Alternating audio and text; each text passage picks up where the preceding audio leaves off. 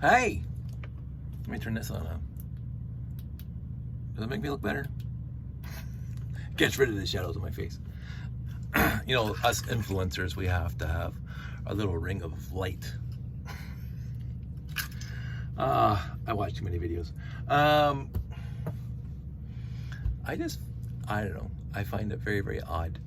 I think Gen X, which is me, right now smack, well, I won't say smack in the middle of Gen X.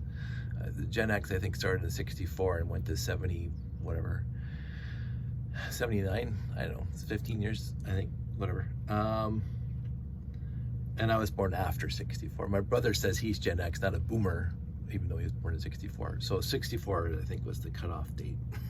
So we can't call him boomer. I think Gen X was the first adopters of the internet.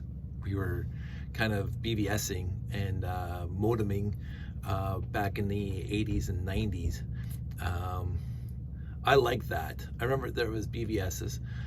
You would get a printout of phone numbers you could call, connect your modem to, and most of these BBSs would only run at nighttime because, of course, they're using their parents' phone. The phone line in the house. There was a few BBSs that were 24/7, and you would log into and you see a menu printout on your screen. I think it's very rudimentary HTML, probably pre-HTML, and you would have to have special software sometimes. But you would dial a number, and all of a sudden you see the screen come down. It's all ASCII characters, which was kind of neat. And then there'd be a download section, and you could download emojis.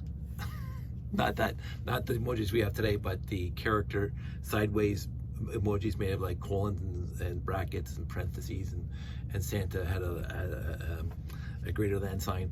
It was an interesting time, and I remember finding numbers, and then BBSs themselves would have other numbers you could call, and so you would call.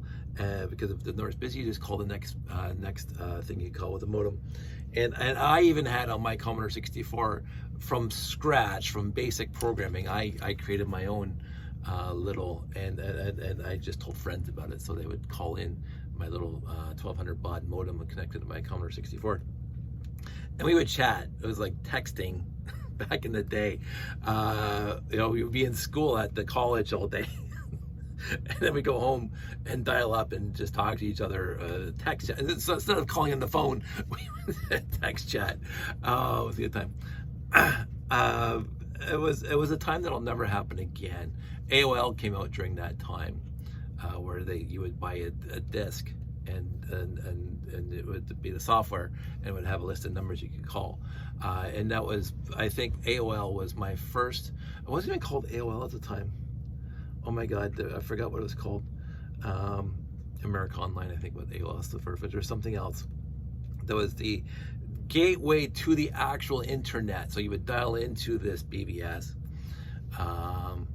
and you would run their application. But the internet back then was mostly text-based. I used links and other things at the time, and so you're surfing the internet.